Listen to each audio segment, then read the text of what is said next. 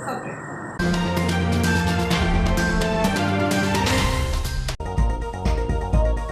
3 साल से आवासीय समस्या से जूझ रहे पुलिसकर्मी किराए के आवासों में रहने के लिए हो रहे हैं परेशान।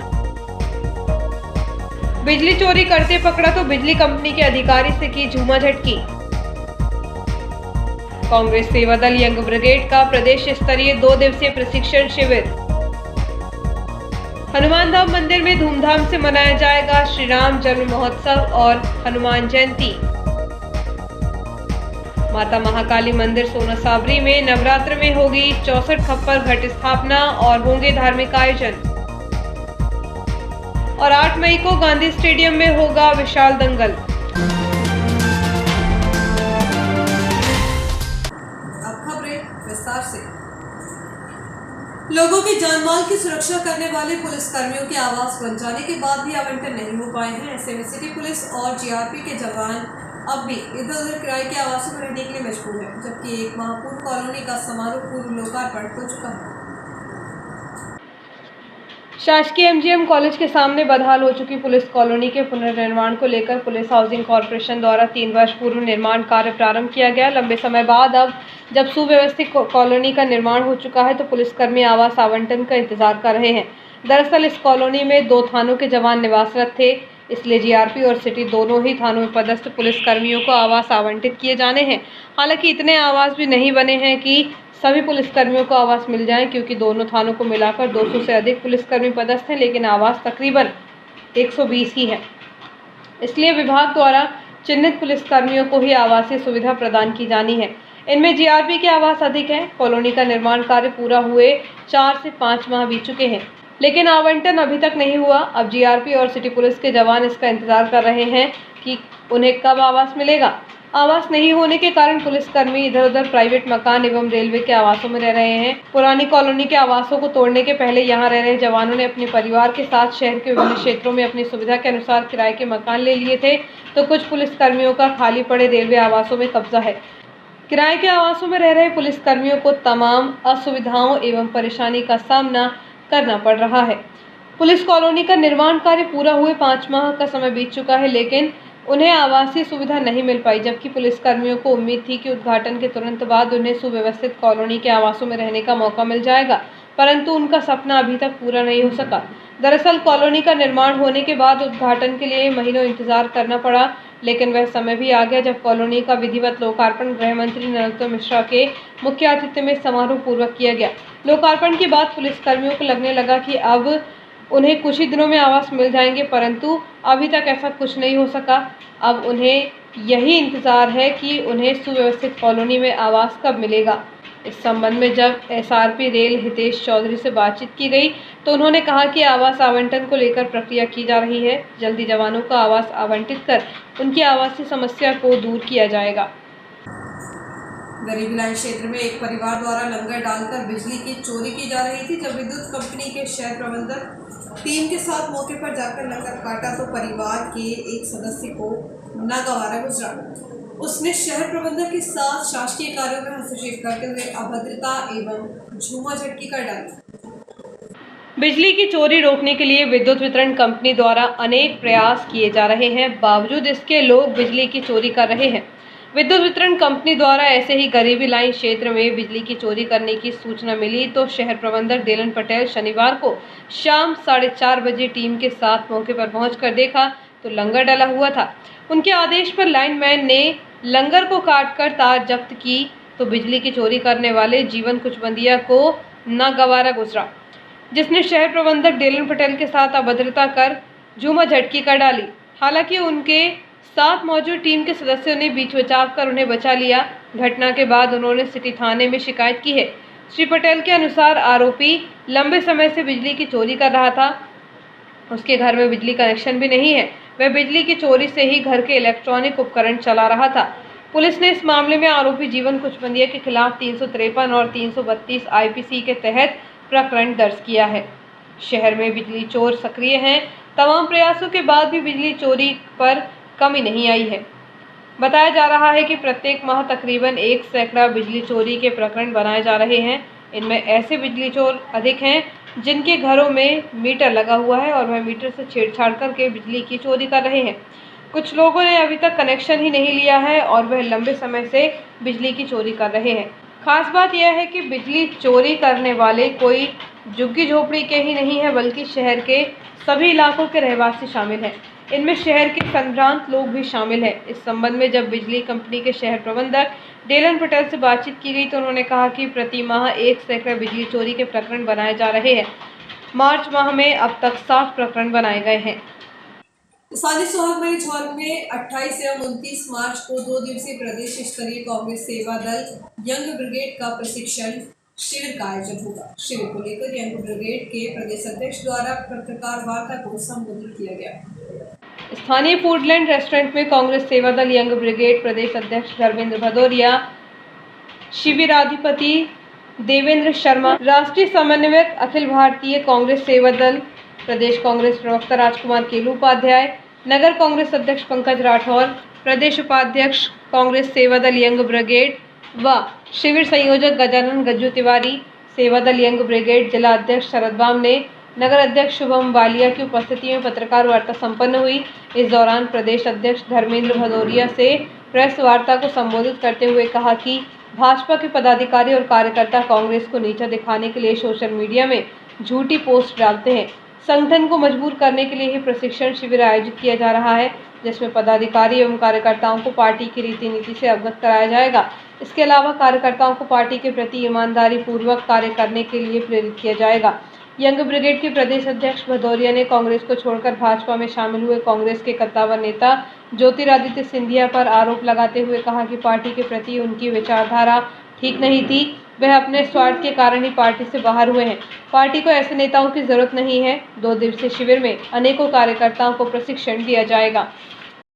जो अभी मैं बताया झूठे प्रचारकों के खिलाफ अच्छे विचारकों को तैयार करना इस मध्य प्रदेश के अंदर इस होशंगाबाद घाटी को इसलिए इतना पवित्र भूमि है और चूंकि पिछले कई सालों से यहाँ पे कांग्रेस के कोई विधायक नहीं जीता और उससे पहले के क्या खाएंगे आप, जब कांग्रेस की सरकार थी मध्य प्रदेश में देवेंद्र सिंह जी की, उस समय होशंगाबाद से 4 मंत्री थे। ऐसी कौन सी बात हुई कि आज एक विधायक नहीं यहाँ से आप हम ऐसे विचारक तैयार करना चाहते हैं।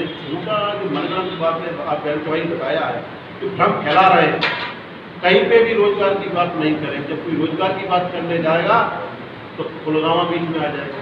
कि इस देश की राजनीति में भारतीय जनता पार्टी के द्वारा जो कांग्रेस के सुविचार हैं उनके ऊपर कुविचारों की अफवाह फैलाकर इस देश को तोड़ने की जो बातें की जा रही है उसका जवाब कांग्रेस सेवा दल के माध्यम से दिया जाएगा। दूसरी बात कि जो यंग ब्रिगेड है इसमें ऐसे साथियों को तैयार करना जिनका बौद्धिक स्तर और वो सामाजिक रूप से जनता के बीच में जाके काम कर सकें। निश्चित रूप से शिविर से हमारे बहुत सारे ऐसे शिक्षार्थी भी तैयार होंगे जो देश भर में जाकर अब सेवा दल को कांग्रेस के विचारधारा को मजबूत करेंगे। धन्यवाद। पिछले कुछ सालों में वो प्रशिक्षण शिविर बंद हो गए, नहीं हुए, लेकिन माननीय लालजी देसाई जी के नेतृत्व में पूरे देश में प्रशिक्षण शिविर लगातार किए जा रहे हैं, क्योंकि कांग्रेस की मूल विचारधारा, कांग्रेस के इतिहास को आजकल तोड़ मरोड़ कर भाजपा के द्वारा बताया जा रहा है। उनकी व्हाट्सएप यूनिवर्सिटी के द्वारा, कांग्रेस द्वारा और कांग्रेस के जितने भी लीडर हैं उनके सारे लीडरों के द्वारा जो इस देश के लिए कुर्बानी दी गई उसको हंसी मजाक बनाकर सिर्फ व्हाट्सएप मीडिया पर कुछ भी डाल देना, कुछ भी चला देना, गांधी और नेहरू के ऊपर आक्षेप लगाकर अपनी आपको देश में पॉपुलैरिटी हासिल करना, ये एक प्रथा बन गई है। और कांग्रेस के जो नए युवा हैं, माननीय राहुल जी ने आज से 3-4 साल पहले सेवा दल का के कुछ मूल संगठन में परिवर्तन किया और यंग ब्रिगेड कांग्रेस सेवा दल का निर्माण किया, जिसमें पूरे देश में प्रदेश अध्यक्ष बनाए गए और नगर इकाई तक पूरे देश में आज कांग्रेस सेवा दल यंग ब्रिगेड के पदाधिकारी आज यहाँ हैं। हमारे पत्रकार साथियों को शिविर के संबंध में जीवन जानकारी सभी आत्मीय पत्रकार महोदयों को नमस्कार। जैसा कि बहुत सारी जानकारी आपके बीच में आ चुकी है, मैं सिविल से संबंधित जानकारी के साथ साथ देश में चल रहा छद्म राष्ट्रवाद है, जिसकी वजह से लोगों को असली बातों से गुमराह किया जा रहा है और नकली बातें, जो झूठी बातें हैं, उनको प्रचारित करके लोगों के बीच में भ्रम फैलाया जा रहा है। हमारे देश में हजारों साल से एक साथ रहते हुए आ रहे लोगों को कभी ऐसा महसूस नहीं हुआ कि यह धर्म और जातीयता की लड़ाई इतनी ज़्यादा तेज नहीं थी। आज आप श्रीमान सुरेश पचौरी जी उपस्थित रहेंगे और बाकी सारी चीज़ें आपको उपस्थित हमारे प्रदेश अध्यक्ष जी, प्रदेश उपाध्यक्ष जी, राष्ट्रीय महासचिव जी, उन्होंने आपको बताई चुके। और कल विशेष रूप से आदित्य प्रसूत जी विधायक भोपाल उपस्थित रहेंगे, इतना ही कहना चाहूँगा। पूज्य पंचायत सिंधी समाज के पूर्व अध्यक्ष हरीश मेहानी का आकस्मिक निधन हो गया है। उनके निधन से परिजनों एवं शुभचिंतकों में शोक की लहर देखी जा रही है। उनकी अंतिम यात्रा सोमवार को सुबह 9 बजे निकाली जाएगी। पूज्य पंचायत सिंधी समाज के अध्यक्ष धर्मदास मेहानी के भाई एवं सुनील अमित के पिता बलराम मेहानी, रमेश मेहानी, राम मेहानी, अशोक मेहानी, मनोहर मेहानी, कन्हैया मेहानी, विजय मेहानी, श्याम मेहानी, दयालदास मेहानी, अनिल मेहानी, संजय मेहानी के भाई पूज्य पंचायत सिंधी समाज के पूर्व अध्यक्ष हरीश मेहानी का दुखद निधन 27 मार्च को हो गया है, जिनकी अंतिम यात्रा 28 मार्च सोमवार को सुबह 9 बजे उनके निवास स्थान मेहानी नेटवर्क वाली गली बालाजी मंदिर के पास से निकाली जाएगी। गुरु काशीनाथ धाम एवं स्वर्गीय धनराज मेहरा की स्मृति में आगामी 8 मई को गांधी मिनी स्टेडियम में विशाल इनामी आमदंगल का आयोजन किया जाएगा, जिसमें प्रदेश ही नहीं अन्य प्रदेशों के पहलवान अपने अपने दांव पेश दिखाएंगे। 27 मार्च को आयोजित की गई दंगल समिति की बैठक में सर्वसम्मति से दिलीप मैना को अध्यक्ष एवं पत्रकार विनय मालवीय को उपाध्यक्ष नियुक्त किया गया। समिति में कोषाध्यक्ष गौतम मैना और गणेश चौधरी को बनाया गया। वहीं सचिव एवं सह सचिव पद की जिम्मेदारी लक्ष्मी नारायण राजवंशी एवं सोनू मैना को दी गई। दंगल समिति में संरक्षक की भूमिका मोहन पहलवान एवं महेंद्र चौधरी निभाएंगे। बैठक में 8 मई को दंगल कराने का निर्णय लिया गया। इस दौरान दंगल समिति के अध्यक्ष दिलीप मैना ने बताया कि 8 मई को आयोजित होने वाले दंगल में मध्य प्रदेश, उत्तर प्रदेश, महाराष्ट्र सहित आसपास के शहरी एवं ग्रामीण अंचलों के नामी पहलवानों ने इटारसी के दंगल में आने की स्वीकृति प्रदान की है। हमने निर्णय इस प्रकार के लिया कि रोजा में हमारा दंगल अप्रैल को होना था, 24 अप्रैल को, तो हमने वो 8 मई को किया है वो दंगल। तो कुछ पहलवान लोग रोजा से रहते हैं तो उनका रोजा 3 तारीख को खुल जाएगा, इसी कारण हमने 8 मई को दंगल डेट बढ़ा दी। 8 मई का दंगल है। इस प्रकार से पूरे हमारे दंगल के जो भी हमारे पहलवान और कार्यकर्ता हैं, दंगल में पूरी जनता को सेवा देंगे और हम सभी शहर के वासियों को, जिले वासियों को न्योता देते हैं कि आमंत्रण करते हैं कि दंगल में आके सफल बनाए और जो आपको पहलवानों को अपनी कला बताना हो वो दंगल में 8 मई को अपना कला दिखाएं। जय श्री राम। देखिए, सबसे पहले तो मैं आपको ये बता दूं, इटारसी की जनता को ये बता दूं कि ये दंगल की जो तिथि बढ़ाई गई है हमारे द्वारा, वो पहले इसलिए बढ़ाई थी कि चूँकि रमज़ान का महीना था। रमज़ान के महीने में बहुत सारे हमारे ऐसे मुस्लिम समुदाय के जो पहलवान थे वो नहीं आ पा रहे थे, इसलिए आज 27 तारीख को जो मीटिंग का आयोजन हम लोगों ने यहाँ पर किया था, इस मीटिंग में जो फैसला लिया गया है इसमें हम 8 मई जो दंगल की डेट निकल के आई है वो 8 मई की है और 8 मई को इटारसी के गांधी मिनी स्टेडियम में दंगल आयोजित किया जाएगा। आज की मीटिंग में हमने जो फैसला लिया है उसमें सर्वप्रथम समिति का चुनाव कराया है, जिसमें हमारे पूर्व जिला अंत्योदय समिति के अध्यक्ष दिलीप मैना को अध्यक्ष पद की जिम्मेदारी दी गई है। उपाध्यक्ष पद की जिम्मेदारी मैं स्वयं विनय मालवीय को दी गई है और सचिव पद की जिम्मेदारी लक्ष्मी नारायण राजवंशी है। कोषाध्यक्ष में गौतम मैना, गणेश चौधरी हैं और संरक्षक में मोहन पहलवान और पूर्व पार्षद महेंद्र चौधरी हैं और बाकी हमारे तमाम सदस्य जो थे आज मीटिंग में यहाँ उपस्थित रहे हैं और सभी ने एकजुटता दिखाते हुए दंगल को सफल बनाने की अपील की है। मैं न्यूज़ के माध्यम से इटारसी नहीं बल्कि प्रदेश की जनता को आमंत्रित करता हूं कि वो 8 मई के इस विशाल इनामी आम दंगल में इटारसी पधारें। और जो बाहर से हमारे पहलवान आ रहे हैं, जैसे मध्य प्रदेश है, महाराष्ट्र है, उत्तर प्रदेश है, दिल्ली है, तमाम ऐसे स्थानों से जो पहलवान आ रहे हैं उनकी कलाबाजियाँ अवश्य देखें। स्थान रहेगा गांधी मिनी स्टेडियम और दिनांक रहेगी 8 मई 2022। कोरोना काल के बाद 2 वर्ष बाद इस बार हनुमान धाम मंदिर में श्री राम जन्म महोत्सव और हनुमान जयंती का कार्यक्रम मनाया जाएगा। आयोजनों को लेकर समिति की बैठक मंदिर परिसर में आयोजित की गई। चैत्र नवरात्र उत्सव 2 अप्रैल से प्रारंभ हो रहा है। नवरात्र उत्सव के तहत श्री राम जन्म महोत्सव को लेकर ओवरब्रिज हनुमान धाम मंदिर में बैठक आयोजित की गई। बैठक में मौजूद समिति के सदस्यों ने आपसी चर्चा कर संबंधित निर्णय लिया। समिति के सदस्य लखन बेस द्वारा बताया गया कि 2 अप्रैल को राम जन्म महोत्सव का आरंभ होगा। 10 अप्रैल को श्री राम का जन्मोत्सव मनाया जाएगा। इस अवसर पर दोपहर के समय प्रसाद वितरण होगा। वहीं 15 अप्रैल को हनुमान जयंती का कार्यक्रम प्रारंभ होगा, जिसमें अखंड रामायण पाठ होगा। 16 अप्रैल को पाठ का समापन किया जाएगा। शाम 5 बजे महाआरती और भंडारे का आयोजन होगा। और प्रतिवर्षानुसार इस वर्ष भी हनुमान जयंती उत्सव मनाने का निर्णय लिया गया और प्रभु श्री राम की कृपा से और हनुमान जी की कृपा से इस वर्ष बहुत हर्षोल्लास के साथ मनाया जाएगा, क्योंकि 2 वर्ष बाद कोरोना महामारी के बाद भक्तों में बहुत उत्साह है कि इस वर्ष अच्छे जोरदार तरीके से मनाई जाए। तो उसी संबंध में आज इस बैठक का आयोजन किया गया था, जिसमें सभी ने अपने अपने विचार रखे और सहयोग की सहमति भी दी। और 2 तारीख को प्रभु श्री राम जी के जन्मोत्सव रामनवमी का कार्यक्रम प्रारंभ होगा और 10 अप्रैल को रामनवमी का हनुमान जी का जन्मोत्सव मनाया जाएगा, जिसमें दोपहर प्रसादी का वितरण किया जाएगा। इसके उपरांत 15 अप्रैल को हनुमान जयंती का कार्यक्रम प्रारंभ होगा, जिसमें अखंड रामायण जी का पाठ प्रातः 9 बजे चाहे प्रारंभ होगा। इसकी समाप्ति 16 अप्रैल को होगी हवन और भंडारे के साथ। इसके उपरांत साय 5 बजे प्रभु की महाआरती का आयोजन है। महाआरती के तदुपरांत यहाँ पर सभी भक्तों को भोजन प्रसादी का वितरण किया। सोना साबरी नाका स्थित सबसे प्राचीन माता महाकाली मंदिर 40 सालों से धार्मिक आस्था का केंद्र रहा है, जहाँ प्रतिवर्ष शारदीय एवं चैत्र नवरात्रि के पावन अवसर पर धार्मिक अनुष्ठान के साथ भक्तिभाव से माता महाकाली की आराधना की जा रही है। इस बार भी चैत्र नवरात्र में माता महाकाली मंदिर सोना साबरी नाका में श्री राम नवमी के पावन पर्व पर धार्मिक आयोजनों के अंतर्गत 64 खप्पर घट स्थापना के साथ ज्योति प्रज्वलित कर आराधना की जाएगी।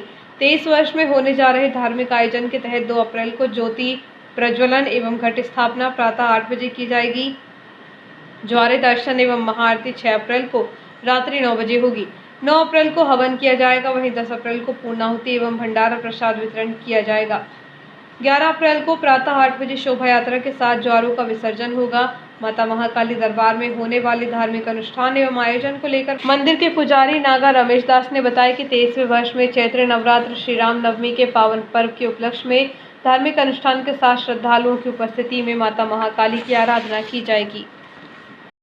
श्री माता महाकाली मंदिर सोना सावरी नाका इटारसी, और यह 23 वर्षों से 64 खप्पर घट स्थापना का कार्यक्रम आप सभी के सहयोग से होता है, जिसमें 2 अप्रैल को ज्योति प्रज्वलित घट स्थापना होगी रात 8 बजे। 6 अप्रैल को जवारे दर्शन होंगे। 9 अप्रैल शनिवार को हवन होगा। 10 अप्रैल को भंडारा प्रसाद होगा शाम को 5 बजे से, और 11 अप्रैल को शोभा यात्रा विसर्जन के लिए जवारे निकाले जाएंगे। प्रतिदिन भजन माता बहनें प्रतिदिन भजन कीर्तन करेंगी और एक अखंड रामायण पाठ भी होगा। छोटे से ब्रेक का बने रहिए जीवन नगरी न्यूज़ के साथ।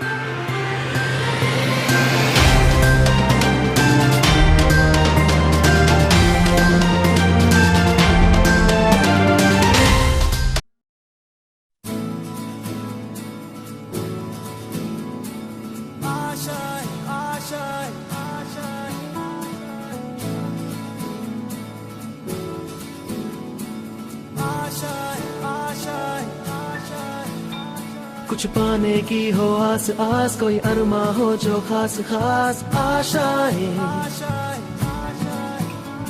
हर कोशिश में हो बार बार करे दरियाओं को आर पार आशाएं, तूफानों को चीर के मंजिलों को छीन ले, आशाएं ले दिल की, उम्मीदें हंसे दिल की, अब मुश्किल नहीं कुछ भी, नहीं कुछ भी, आशाएं ले दिल की, उम्मीदें हंसे दिल की, अब मुश्किल नहीं कुछ भी, कुछ पाने की हो आस आस, कोई अरमा हो जो खास खास, आशाएं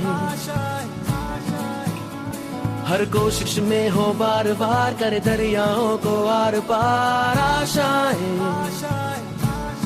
तूफानों को चीर के मंजिलों को।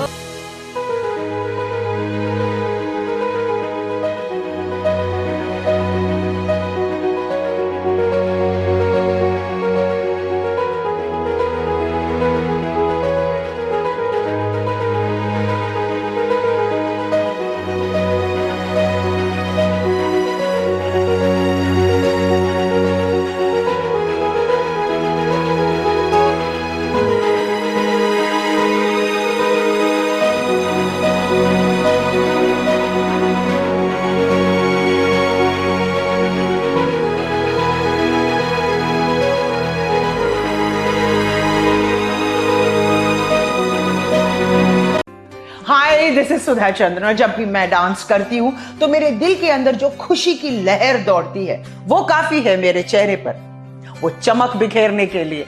और यही खुशी मैं देखती हूँ जब बचपन प्ले स्कूल के बच्चे उनके टीचर्स के साथ जब इंटरेक्ट करते हैं। As we all know that the first 3-4 years of childhood are very, very crucial because they are the formative years in one's life. और उसी टाइम पे they need that proper love, care and attention. Thank you so much Bachpan Play School for making this contribution, because only then our children will bloom and today's students are our country's future.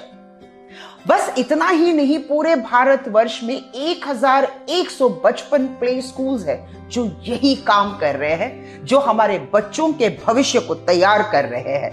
Thank you so much बचपन, क्योंकि बचपन सिर्फ एक ही बार आता है ना?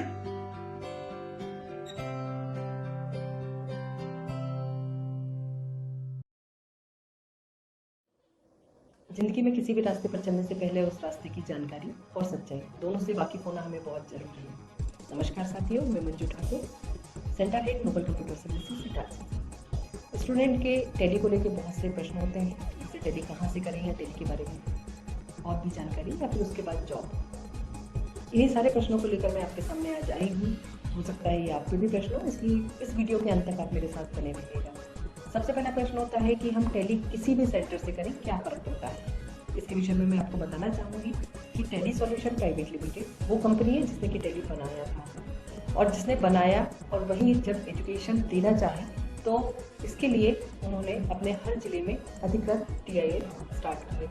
Nobel computer services पिछले 19 वर्षों से करीबन 10,000 स्टूडेंट को टैली सिखाकर एक भरोसेमंद और मनपसंद नाम बना हुआ है। तो जब आपके शहर में अधिकृत टैली सेंटर है तो फिर कहीं आप एजुकेशन लेने और क्यों जाओगे, क्योंकि आप टैली के लिए एकदम नए होते हैं। तो जिस सॉफ्टवेयर पे आप प्रैक्टिस कर रहे होते हैं तो आपको नहीं पता होता है कि असली या नकली है। मैं बात कर रही हूँ लाइसेंस वर्जन या लाइसेंस सॉफ्टवेयर और पायरेटेड सॉफ्टवेयर की। इन दोनों में फीचर्स की बात करूँ तो करीबन 30 से 40% का अंतर होता है, जो कि स्टूडेंट समझ नहीं पाता है। इसके अलावा बहुत से सेंटर ऐसे होते हैं जो कि एजुकेशन वर्जन पर टैली की प्रैक्टिस कराते हैं। इन्हीं दोनों चीज़ों से बचने के लिए आपको अधिकृत सेंटर पर आना चाहिए, जहां पर कि लाइसेंस वर्जन पर इन्वेंट्री और अकाउंटिंग के सारे फीचर्स प्रॉपर वर्क करते हैं, जो कि अब आपको सीखना है। अधिकृत सेंटर से ऑनलाइन एग्जाम पास करने के बाद स्टूडेंट को वेरीफाइबल सर्टिफिकेट मिलता है। इस सर्टिफिकेट को कोई भी टैली एजुकेशन की वेबसाइट पर जाकर सर्टिफिकेट नंबर से वेरीफाई कर सकता है। स्टूडेंट के बारे में सारी इन्फॉर्मेशन उसको मिल जाएगी। इसके अलावा सर्टिफिकेट की यदि वैल्यू बोलूँ तो इंडिया में सभी जगह एक जैसी होती है। प्लेसमेंट की यदि हम बात करें तो टेली ने अपने स्टूडेंट को ऑनलाइन पोर्टल प्रोवाइड किया हुआ है जिस पर स्टूडेंट का आईडी होता है। यह आईडी टेली करने के बाद भी स्टूडेंट के सेंटर से जाने के बाद भी एक्टिव होता है। इसी पोर्टल से स्टूडेंट को जॉब के ऑफर्स आने वाले हैं और इसी पोर्टल पर स्टूडेंट के लिए अपडेट्स होंगे, मॉक टेस्ट होंगे और लाइब्रेरी की सुविधा भी होगी। इंडस्ट्री प्रिफर्ड करिकुलम ये पहचान है अधिकृत सेंटर की, जिसके अंतर्गत ई कंटेंट या ई बुक बोले और वर्कबुक स्टूडेंट को देते हैं। अपडेट वर्जन पर ट्रेन फैकल्टी के बीच वर्कबुक से रेगुलर स्टूडेंट प्रैक्टिस करते हैं। टीचिंग मेथड की बात करूं तो 70% स्टूडेंट को प्रैक्टिकल और 30% थ्योरी पे ज़्यादा ध्यान दिया जाता है। यदि मैं जॉब की बात करूं तो हर साल इंडिया में करीबन 13 लाख जॉब MSMEs में जनरेट होती है और जिनमें से हर 7वीं जॉब टेली अकाउंट्स और फाइनेंस के लिए होती है। इसके अलावा टेली ने अकाउंट्स के क्षेत्र में मार्केट का 95% भाग कैप्चर करके रखा है। मतलब कंपनी को टेली ट्रेन चाहिए, मतलब अब जॉब मिलना बहुत ही आसान हो गया है। कोर्स के बारे में यदि मैं बात करूंगी तो हर अधिकृत सेंटर पर बेसिक से लेकर एडवांस तक के सारे कोर्स अवेलेबल होते हैं, जिनमें कॉमर्स के स्टूडेंट के साथ साथ अन्य संकाय के स्टूडेंट बहुत आसानी से टेली सीख सकते हैं क्योंकि वर्कबुक आपके सामने है, ट्रेंड फैकल्टी आपके पास है। इसके अलावा मिनिमम क्वालिफिकेशन जो है वो 10th होती है। तो अब आपको समझ में आया होगा कि क्यों हमें सिर्फ और सिर्फ अधिकृत सेंटर से ही टेली करना चाहिए। याद रखिए, आपका सही फैसला, सही चुनाव आपके करियर को एक सही दिशा ही दे सकता है। अपना और अपनों का ध्यान रखें। शुक्रिया।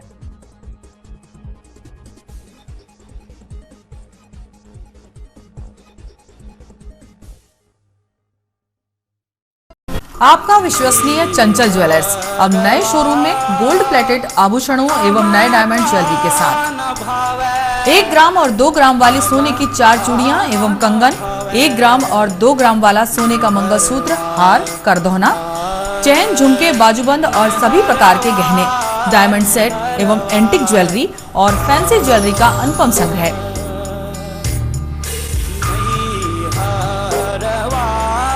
दुल्हन सेट किराए पर उपलब्ध है। 1 ग्राम और 2 ग्राम की हर खरीदी पर निश्चित उपहार पाएं। 1 ग्राम ज्वेलरी मात्र 2000 रुपए में, 2 ग्राम ज्वेलरी मात्र 4000 रुपए में, 3 ग्राम ज्वेलरी मात्र 6000 रुपए में, 4 ग्राम ज्वेलरी 8000 रुपए में, 5 ग्राम ज्वेलरी मात्र 10000 रुपए में। हमारा नवीन पता है चंचल jewellers, Guru Nanak complex, Bharat talkies road, Itarsi.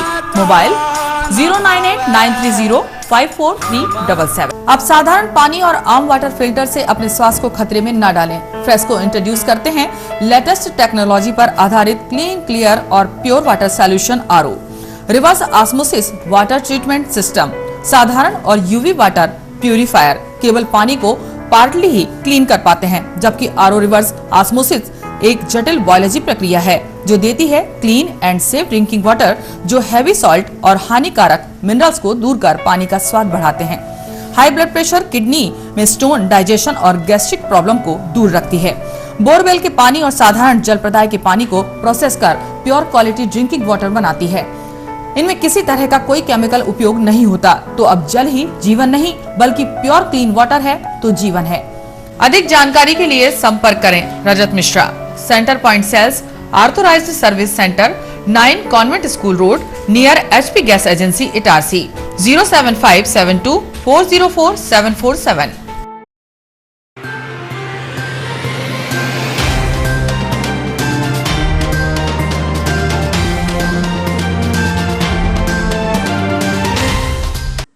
समाचारों में एक बार फिर आपका स्वागत है। राजपूत समाज द्वारा रविवार को राजपूत समाज द्वारा हनुमान धाम मंदिर पीपल मोहल्ला इटारसी महाराणा प्रताप जयंती महोत्सव की तैयारी को लेकर बैठक का आयोजन किया गया है, जिसमें स्वजातीय बंधुओं द्वारा महाराणा प्रताप जयंती महोत्सव की सर्वसम्मति से रूपरेखा तैयार की गई।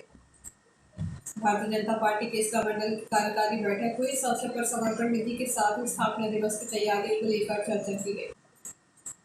विराट नौकुंडीय गायत्री महायज्ञ का 3 दिवसीय धार्मिक कार्यक्रम का हवन, महाआरती, भंडारे के साथ समापन रविवार को मिलन मैरिज गार्डन, चमारी रोड पर भक्ति भाव के साथ किया गया। इस अवसर पर रविवार को यज्ञ एवं संस्कार, दीक्षा, पूर्णाहुति के पश्चात प्रसाद वितरण दोपहर तक किया गया। इस अवसर पर महाप्रसाद वितरण में बड़ी संख्या में श्रद्धालुओं ने प्रसाद ग्रहण कर धर्म लाभ अर्जित किया। कार्यक्रम में गायत्री परिवार के सदस्यों के साथ ही बड़ी संख्या में श्रद्धालु महिला पुरुष उपस्थित थे। विराट नौकुंडीय गायत्री महायज्ञ का 3 दिवसीय धार्मिक कार्यक्रम का हवन, महाआरती एवं भंडारे के साथ समापन रविवार को मिलन मैरिज गार्डन जवानी रोड पर भक्तिभाव के साथ किया गया। भारतीय जनता पार्टी नगर मंडल पुरानी इटारसी की महत्वपूर्ण बैठक अभिनंदन हॉल पुरानी इटारसी में आयोजित की गई। इस अवसर में पार्टी की स्थापना दिवस और डॉक्टर अम्बेडकर जयंती मनाने को लेकर चर्चा कर निर्णय लिया गया, जिसमें मंडल के प्रभारी एवं जिला उपाध्यक्ष आशुतोष शरण तिवारी, भाजपा पिछड़ा वर्ग मोर्चा जिला अध्यक्ष जयकिशोर चौधरी, जिला मंत्री उमेश पटेल, मंडल अध्यक्ष मयंक महतो, महामंत्री विनोद वारसे, सोहन चौहान, आजीवन समर्पण निधि के प्रभारी अशोक मालवीय, मंडल उपाध्यक्ष अतुल शुक्ला, विपुल चौधरी, हरिशंकर पाल, लक्ष्मी गालर, देव कहार एवं समस्त भारतीय जनता पार्टी के वरिष्ठ कार्यकर्ता एवं मातृशक्ति युवा साथी उपस्थित रहे। भारतीय जनता पार्टी नगर मंडल पुरानी इटारसी की महत्वपूर्ण कामकाजी बैठक रविवार को अभिनंदन हॉल पुरानी इटारसी में रखी गई, जिसमें आगामी 6 अप्रैल को पार्टी के स्थापना दिवस एवं 14 अप्रैल को बाबा अम्बेडकर की जयंती मनाने के विषय पर चर्चा की गई एवं सभी बूथों पर वक्ता, प्रभारी, सह प्रभारी बनाए गए। श्री साई वेलफेयर सोसाइटी और कपिला बिजनेस गुरुकुल के संयुक्त रूप से स्वस्थ भारत, समृद्ध भारत, जैविक भारत, आत्मनिर्भर भारत कार्यक्रम के तहत प्रशिक्षण शिविर आयोजित किया गया। इस अवसर पर 50 लोगों को स्वरोजगार का प्रशिक्षण दिया गया। और आइए देखते हैं प्रमुख खबरें एक बार फिर।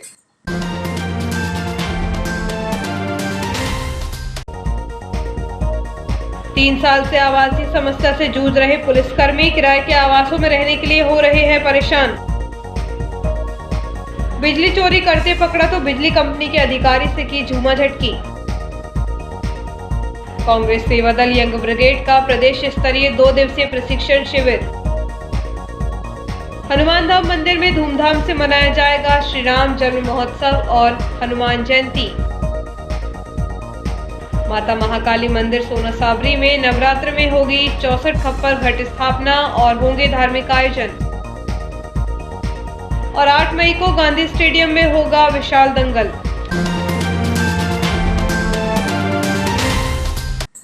इस बुलेटिन में इतना ही, आगे दीजिए, नमस्कार।